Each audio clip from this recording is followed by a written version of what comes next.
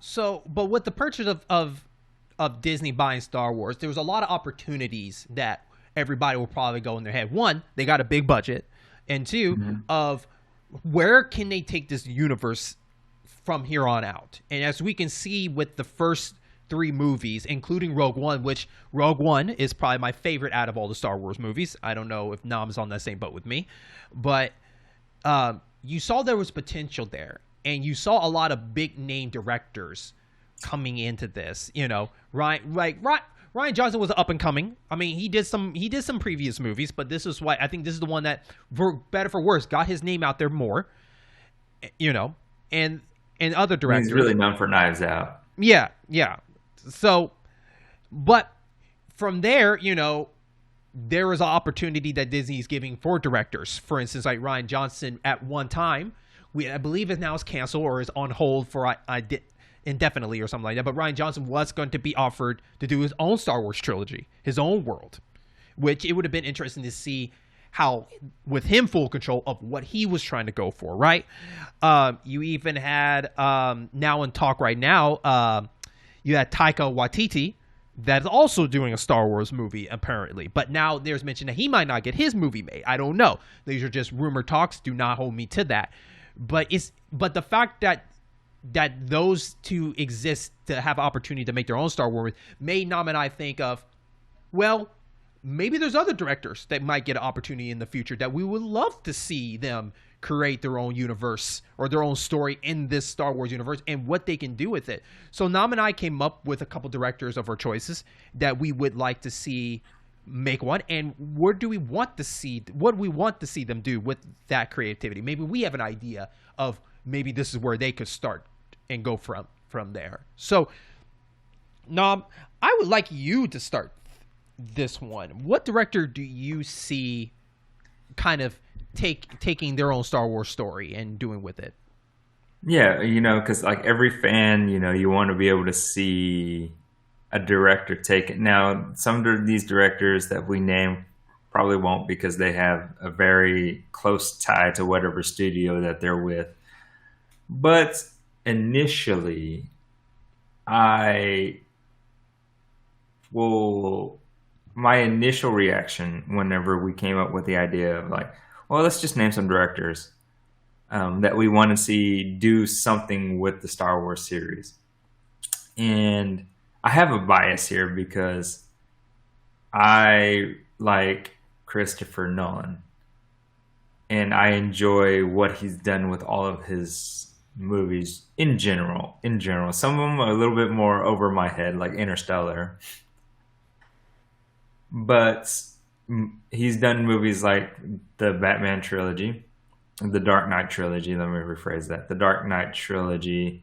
He's done Interstellar. He's done movies like Dunkirk, Tenet. He's also done Inception, as well as I can't think of the other movie Memento? he did.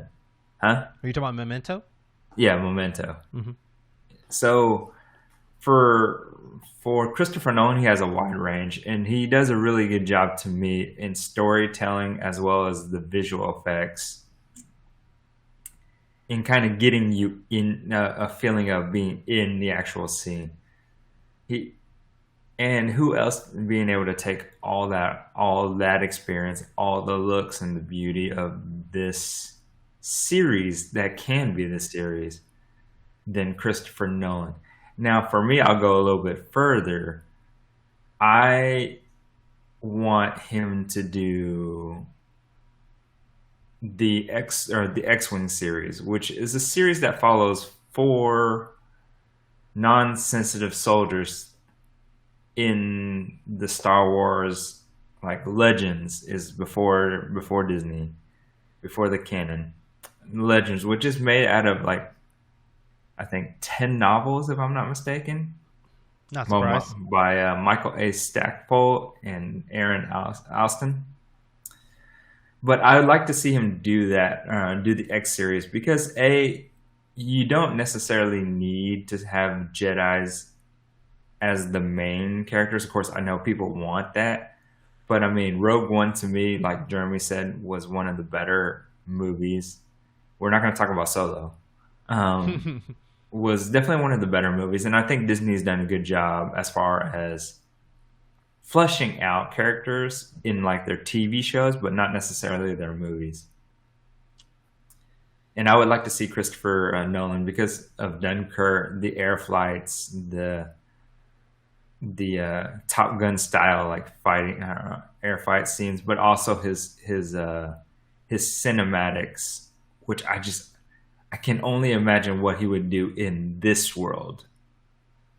His cinematics, but his storytelling is the biggest thing. His ability to make characters relate to each other and then build a bond with each other and make you kind of like be a part of the movie. I definitely see Christopher Nolan directing, and he could probably do whatever, but I think the X-Wing series would be something that'd be really interesting to see him do. Yeah, Christopher Nolan is a good choice because regardless, I'm not a big fan of Interstellar. I think Interstellar was probably, to me, in my opinion, probably one of his weaker stories compared to Tenet. But one thing he's really good at is character development. It makes you really care about the characters. And there's some characters that I don't like that he created, but it affected me in the movie, you know. So I do think he's really good of doing that. And if he did this movie, yeah, the characters have to be really the focus of that. Now, I never seen Dunkirk, but based on the trailers, you're right. Like, he went as far as just like using actual real planes for some of those crashes, and I thought that was really cool and very expensive. And then along with Interstellar, it was really cool to see him what he could do with space, his own Space Odyssey, 2001 kind of style, right? And casting, I think he's really good at casting people. I think he is. I think he's really good at picking the right people for the right roles, and I think he could do a good job who he wants to cast for the Star Wars that he thinks he can fit for what he can do.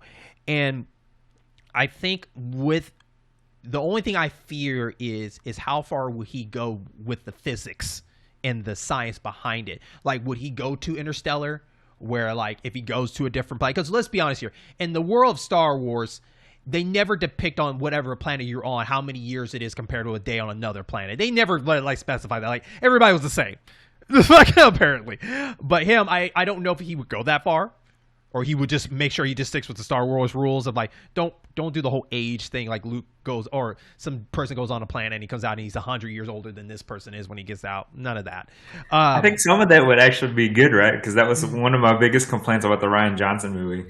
Oh, really? Oh, I didn't know that. The physics didn't make sense. Like, oh, okay. At least some physics need to be in there. Some. Mm-hmm.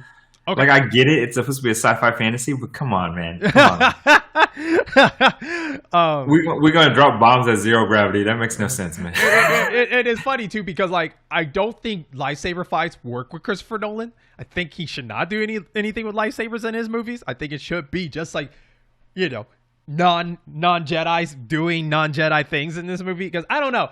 I think it's too...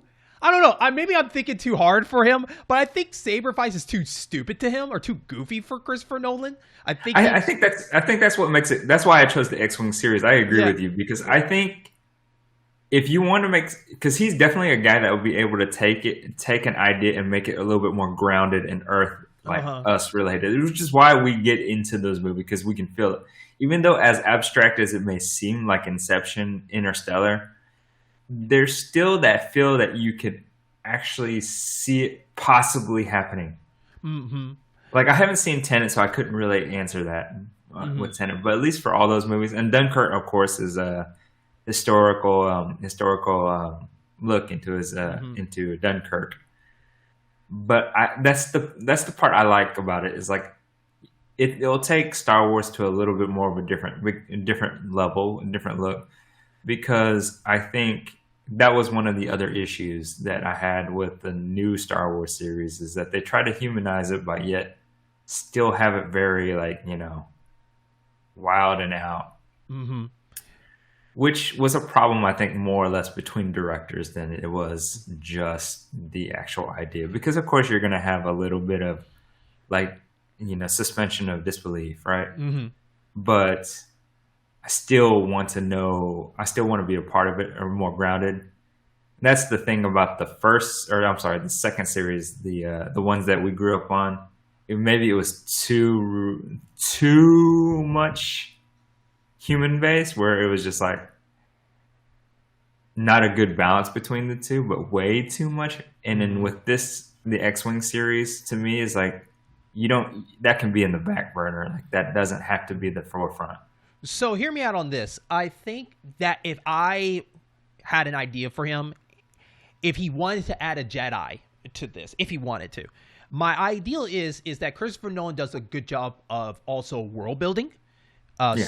Like, you might not be, let's say you're not interested in characters. You're interested in what he's trying to do. I mean, Inception was an interesting idea. Maybe you didn't care about the characters, but you wanted to see, like, where is this going? So I see him doing a movie where you might have a Jedi that leads a group of people to go check out a person on a planet. And the planet itself is a mystery, where somehow they can't get off the planet and they have to figure out why. And I think that he would only stick with one Jedi because he would be the only person that the team would try to help rely on. And also everybody else gets a spotlight, right? So seeing him on a planet that is so weird, where you get that Interstellar or Inception or Tenet or whatever crazy idea he has on there, being isolated on this planet and leaving that movie only on that planet would be something interesting for him, because then he got that whole world to play with and not have to worry about jumping so many galaxies. This is kind of like a one-shot story about these heroes going down to investigate. Might be another Sith character, I don't know. But him doing that, I feel like can be more focused, because then you can get a lot of character development, history about the planet, history about these characters, why they went there. Maybe him and the protagonist and antagonist has some bind together, that they might history on this planet alone. I don't know. But I feel Nolan is really good of sticking with this one concept at one isolated place. So that's what I personally see Nolan doing. No, I absolutely agree, man.